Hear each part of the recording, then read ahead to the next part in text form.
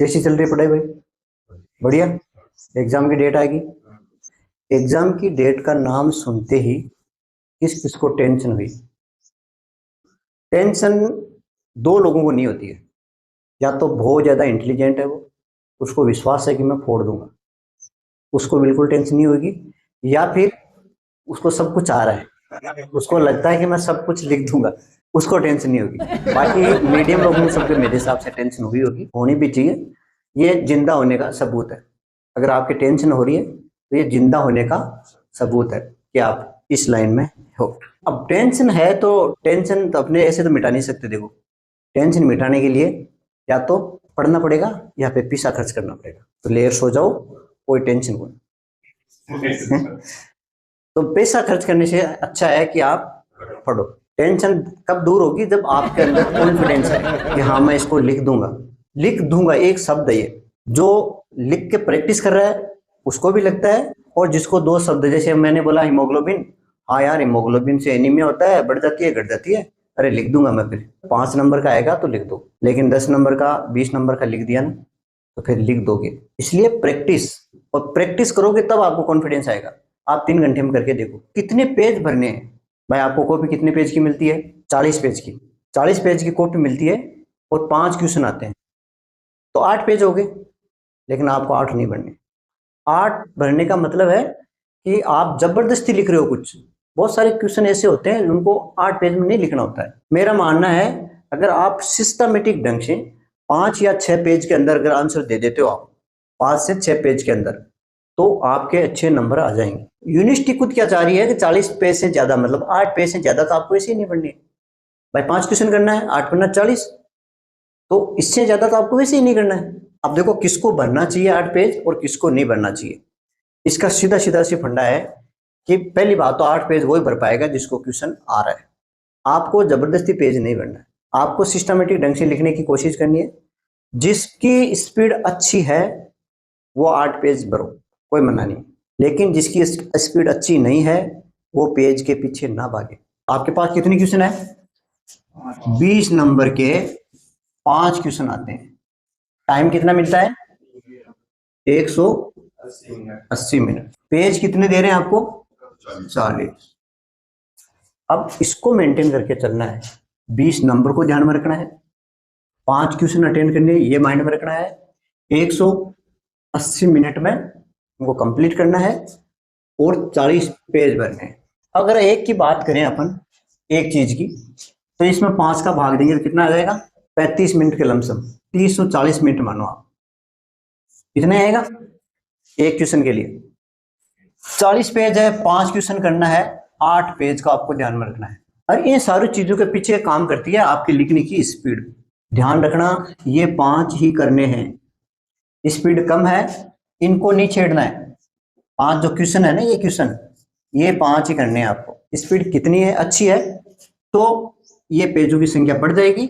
अगर आपकी स्पीड अच्छी नहीं है तो आप पेजों की संख्या घटानी है। ठीक है, आप कोशिश करो ये मेंटेन करके चलो। 30 से 40 मिनट के अंदर एक क्वेश्चन में आप कितना लिख पा रहे हो, आप पहले यहाँ पर प्रैक्टिस करो। उसके हिसाब से आप डिसाइड कर लो कि मुझे इतने पेज भरने हैं, कि मैं 30 मिनट में कितने पेज भर पा रहा हूं। 8 पेज के पीछे मत भागो। 5 से 6 पेज आप भर पाते हो तो सुफिशियंट है, पूरे में पूरे नंबर आ जाते हैं।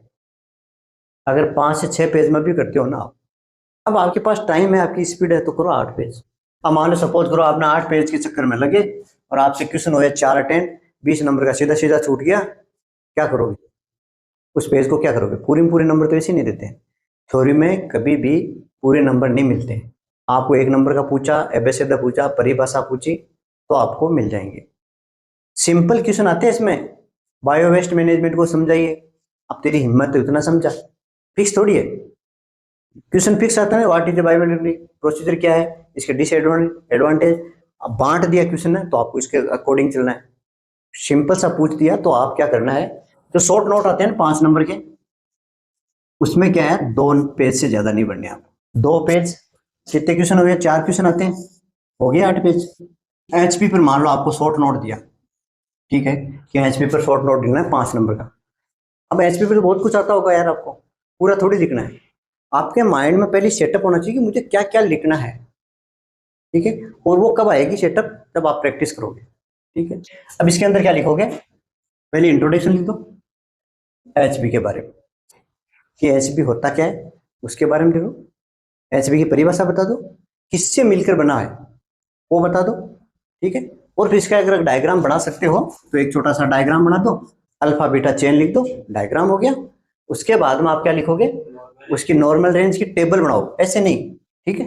मतलब लिखने का तरीका बता रहा हूँ, नंबर लेने के, चाइल्ड लिख दिया आपने, फीमेल लिख दी, उसके बाद मेल लिख दिया और न्यू बॉर्न लिख दिया, ठीक है। अब इसमें इस तरह से आप रेंज बता दो, एच बी नॉर्मल रेंज। इससे क्या फर्क पड़ेगा, एग्जामिनर का ध्यान है ना एकदम उस पर जाएगा, टेबल पर, और उसको लगेगा कि उसको कुछ आ रहा है, चीज वही है। अब इसमें ज्यादा सजाना नहीं है, वो आप बैठे हो या तो स्केल ले जाओ, स्केल से सीधी सीधी लाइन खींची सट सट, तुरंत स्केल पास में रखनी है। मैंने ट्रिक बताई थी इसकी। अब इसमें क्या लिखोगे आप, 11 12 13 14 डैश डैश डैश डैश, 14 से यहाँ पर 15 16 18, ठीक। आगे क्या लगाना है, ग्राम पर डीएल। अब ये इसकी नॉर्मल रेंज होगी, ठीक है। अब आपका एक तो डायग्राम ये हो गया, एक टेबल ये आ गई।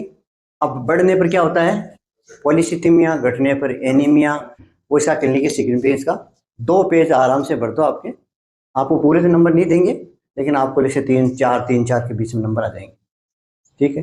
तो सबसे पहले जिन बंदों के पास होने का टोटा पड़ रहा है वह टॉप करवा की ना सोचे, जिसको टॉप करना है वो तो करेगा, जिसको सब कुछ आता है वो पेज की थोड़ी परवाह करेगा, वो तो 8 पेज ही भरेगा, उसकी बराबरी नहीं करनी आप, ठीक है। अब क्या होता है, ज्यादातर कॉपी देखते हैं अपन क्या करते हैं, यहाँ पर क्वेश्चन नंबर डाला, यहाँ पर कुछ लिख दिया, फिर गैप छोड़ दिया, यहाँ लिख दिया गैप छोड़ दिया, क्या हो रहा है समझ में नहीं आ रहा, क्वेश्चन कहाँ स्टार्ट हुआ कहाँ खत्म हुआ। आप जहां से क्वेश्चन कटो पेज, अब ये क्यों कर रहे हैं इस टाइप से, 2 पेज छोड़ रहे हैं, बीच में 5 से 7 लाइन छोड़ दी, फिर नीचे कुछ लिख दिया, फिर लाइन छोड़ दी, अब वो पेज भरने के चक्कर में कर रहे हैं। और पेज भरने के चक्कर में क्या होता है कि वो क्वेश्चन है ना एग्जामिनर की समझ में नहीं आता क्या है।